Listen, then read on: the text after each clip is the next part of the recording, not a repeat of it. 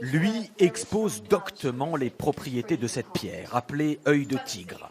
Cet élève préfère s'exprimer sur son doudou, quand un autre explique l'échographie de sa maman montrant son futur petit frère. Alex.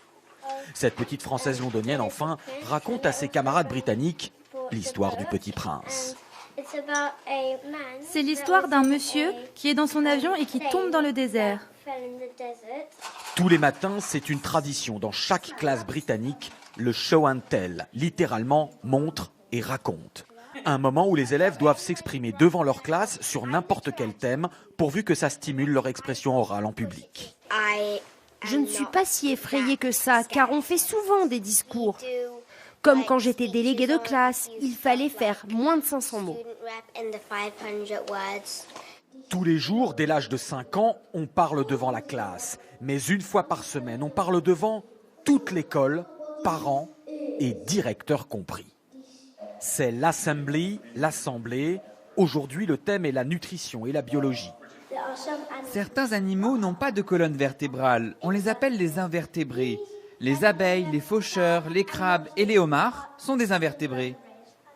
Où en France, ce genre d'exercice et de mise en forme est limité aux représentations de fin d'année, dans le système britannique, l'oral est au moins aussi important que l'écrit.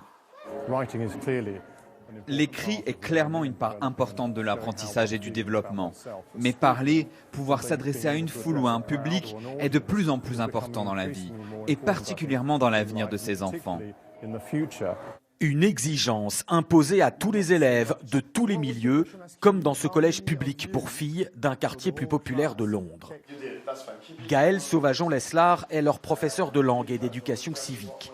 Quand il est arrivé, cet enseignant français a tout de suite vu la différence avec ce qu'il a connu en France. J'étais vraiment très impressionné par mes élèves de 6e, parce qu'elles arrivent vraiment avec une confiance à laquelle je ne m'attendais pas. Je pensais qu'en arrivant juste d'école primaire, elles seraient beaucoup plus timides. Et aussi, il y a un examen pour l'équivalent du brevet, où les élèves doivent parler pendant 20 minutes avec un prof. C'est filmé aussi. Elles ont vraiment besoin d'utiliser toutes les techniques qu'elles ont apprises pendant l'année pour réussir à cet examen-là. Et le reste de la scolarité continue sur la même philosophie. Même si le bac britannique est plus à la carte qu'en France, l'oral y représente jusqu'à 50% des épreuves et de la note finale.